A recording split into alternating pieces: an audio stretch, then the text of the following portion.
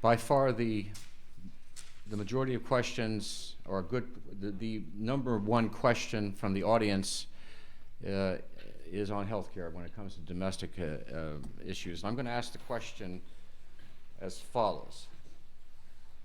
All congressional Republicans oppose the recently passed health care bill. What would you do to stop implementation and funding for the Democrats' program?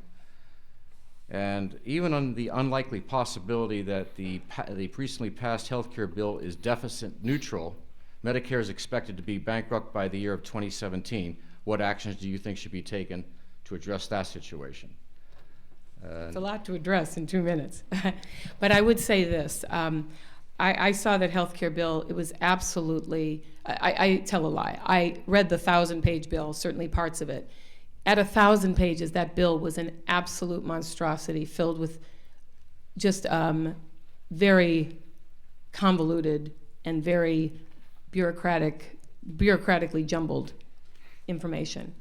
Then they added another 1,000 pages to it. There is no way that the CBO was able to put a score on that thing 2 or 3 days after they got it, with another 1,000 pages or 1,500 pages added to it. I think that when Nancy Pelosi makes the statement that it's built, this is as good as Social Security being passed, she was actually saying that she was building it in the same way and with the same fervor that Social Security, which is a totally bankrupt program. I think that we have to go in on a legal basis because it makes mandates of citizens that is not constitutionally able to do. But there are 2 ways to do this. One is a repeal, and that would be what I think every congressman who is elected by Republicans in 2010 would ask for, and that they should, as was asked by the Republicans, to start over again and to let the transparency be there from the beginning, and to let the American people see what was in it, and then we could get an idea of what it would cost. I'd like to make a quick note that the Heritage Foundation, they gave me some information. I was briefed by them back in February.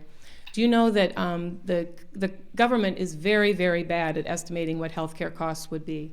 Back in the mid-'60s, when they estimated what Medicare would cost in 1990, they said it would cost $9 billion. In actuality, it was $67 billion. Another program of Medicare in the mid-'60s estimated to cost $12 billion, cost $110 billion. These figures they've been giving us are as secretive and untransparent as the rest of the process was.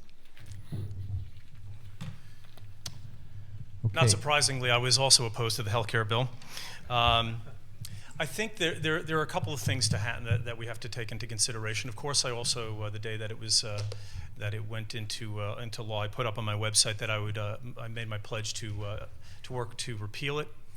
I think from a practical point of view, it's going to be difficult to do because we will not have a veto proof. Even if the Republicans won the House and won every Senate seat between now and 2012, we wouldn't have a veto-proof Senate.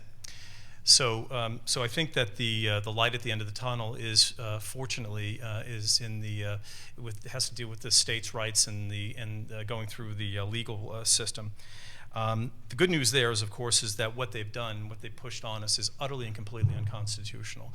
There's no time in American history where we have been compelled to buy something. We are forced to buy something, not just under penalty of fine, but penalty of imprisonment.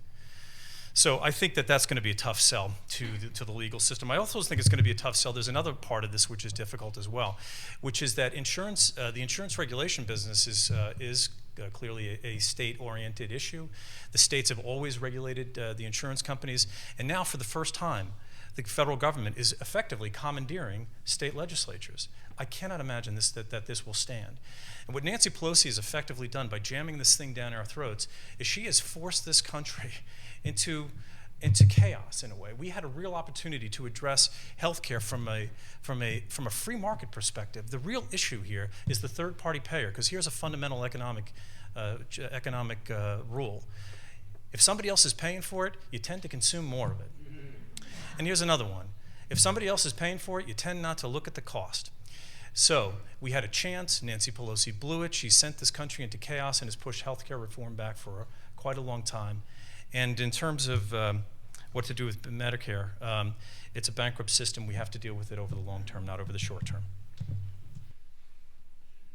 Yeah, I would say that one of the things we should do, I do believe it is constitutionally flawed, and it will be thrown out. I've heard that some of the sections in it are not severable from the rest. So these mandates, which so many of us are upset about, that will make the whole thing unconstitutional.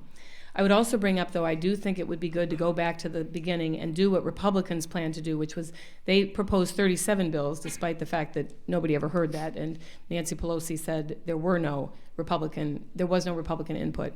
But what the Republicans did was to take those free market mechanisms, and they spread it into these 37 bills, each of which would talk about and address a very specific problem, whether it be portability or the cost, or other issues that certainly the pre-existing conditions. That's the only way that these problems are going to be able to be reformed, one at a time, where you can see what works and what doesn't and move forward on each front. Thank you. Okay, John, what do you believe should be